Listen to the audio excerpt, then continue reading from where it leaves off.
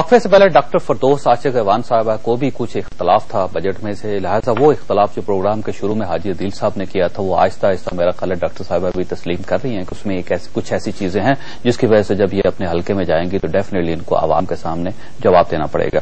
حاجی عدیل صاحب آپ کو مبارک ہو کہ ڈاکٹر صاحبہ بھی آپ کے ساتھ شامل ہو رہی ہیں۔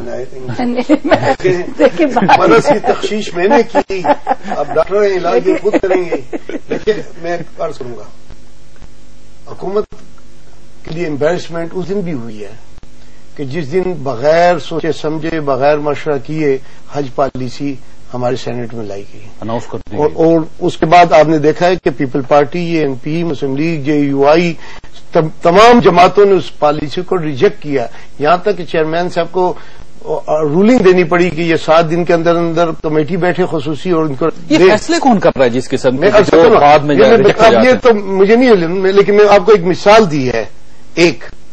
اب آپ نے کہا ہے کہ یہ تنخواہیں بڑا اچھا فیصلہ ہے، تنخواہیں بڑی کم ہے، مہنگائی کی نسبت سے کم ہے، لیکن خیبر پختونخوا 15 ارب روپے کہاں سے لائے گی؟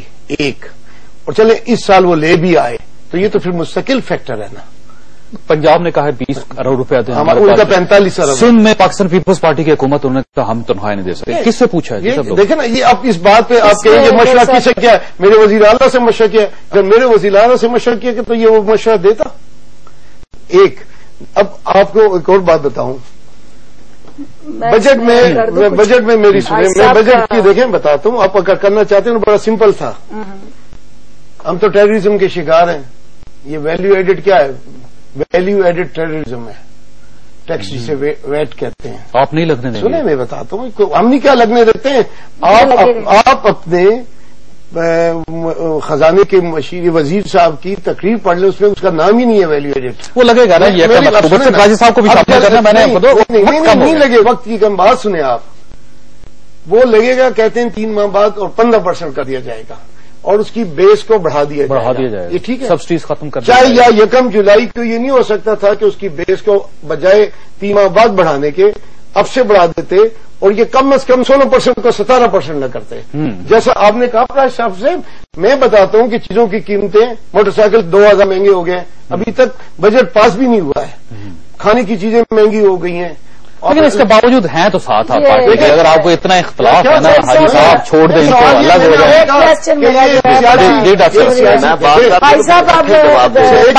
میں نے کہا یہ سیاسی بجٹ نہیں ہے، ایک ماہر معاشیات کا بجٹ ہے۔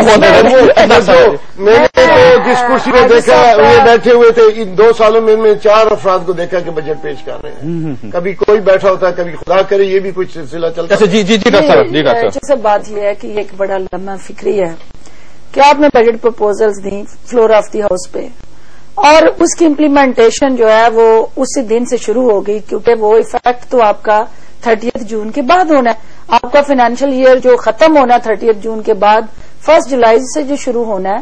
اب وہاں فیلئر کس کا ہے؟ ابھی پرائز کنٹرولنگ جو ہے یہ تو وفاقی حکومت کی ذمہ داریاں نہیں ہے، یہ صوبائی حکومت کی ذمہ داریاں۔ اگر یہ پرائز قیمتیں کنٹرول کریں، آپ کیوں نہیں کر رہے؟ پرائز کنٹرول کمیٹیز اور افیکٹو رول آف میجسٹریسی۔ اب بدقسمتی یہ ہے کہ ہمارا وہ جو ڈسٹرکٹ گورنمنٹ سسٹم تھا اب وہ بھی بیوروکریسی کے ہاتھ میں آیا ہے۔ اب وہ جب ڈسٹرکٹ فیڈرل ٹیکسز اور نیچے اترے، ابھی دیکھیں اگر دال کی قیمت بڑھی ہے تو دال تو فیڈرل سائیکل والے سے پوچھے، آپ ٹی وی والے سے پوچھے، ڈیپ فریزر والے سے پوچھے، ہم نے تو کم کی ہے۔ اور معاملہ یہ ہے جی کہ یہ چیزیں جو ہے یہ مجسٹریٹوں کے کنٹرول سے، ہر ضلع کے اندر 2 پرائز کنٹرول مجسٹریٹ ہوتے ہیں، یہ ان کا کام نہیں ہے، یہ پالیسیوں کا کام ہے۔ آپ جب کل سے 700 ارب روپے کا، 1 منٹ مجھے 700 ارب روپے کے خسارے کا آپ بجٹ پیش کریں گے، آپ 59% جی ڈی پی کا آپ قرضوں کی قسطیں دیں گے، پھر آپ کہیں گے کہ جی چیزیں جو ہیں وہ سستی ہوں، یہ تو کریڈٹ لے رہی ہیں، کہتی ہیں جی کہ یہ IMF کا بنایا ہوا نہیں، ہمارا بنایا ہوا ہے، یعنی عوام کے منہ سے روٹی کے نوالے چھیننے کا کریڈٹ جو ہے وہ یہ کہہ رہی ہیں کہ جی ہم نے 10% آٹے کی کنزمپشن کم ہو گئی ہے، 70 لاکھ آبادی بڑھ گئی ہے، یعنی غریب آدمی کو 2 وقت کی روٹی کھاتا تھا وہ بھی اس کے قابل نہیں چھوڑا، اور یہ کہتی ہیں یہ ہمارا کارنامہ ہے، یہ سنہری کارنامہ پروگرام کا وقت ہو گیا۔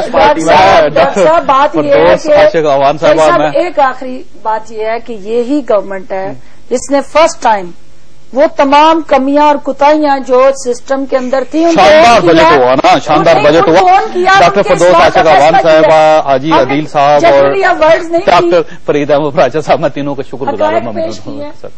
بس کسی شخص نے کسی عالم سے پوچھا جناب میں اپنی زندگی سے نفرت کرتا ہوں، عالم نے پوچھا کیوں؟ اس نے جواب دیا اللہ تعالیٰ نے میری زندگی میں کوئی خوبصورتی نہیں رکھی۔ عالم مسکرایا، جواب دیا اللہ نے تمہیں کب کہا تھا کہ تم اپنی زندگی سے پیار کرو؟ اللہ تعالیٰ تو تم سے یہ چاہتا ہے کہ تم صرف اللہ سے پیار کرو، تمہاری زندگی خود بخود خوبصورت ہو جائے گی۔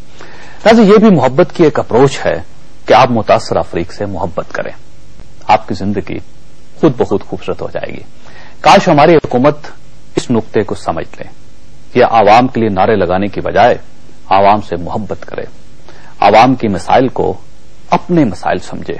یقین کیجئے حکمرانوں کی زندگی میں سکون بھی آ جائے گا اور ان کے اپنے مسئلے بھی حل ہو جائیں گے، کیونکہ اچھی حکومت بہرحال وہی ہوتی ہے جو عام آدمی کی حکومت ہو۔ اللہ تعالیٰ آپ اور آپ کے اہل خانہ کو اپنی ذات سے محبت کرنے کی توفیق عطا کرے۔ اللہ حافظ۔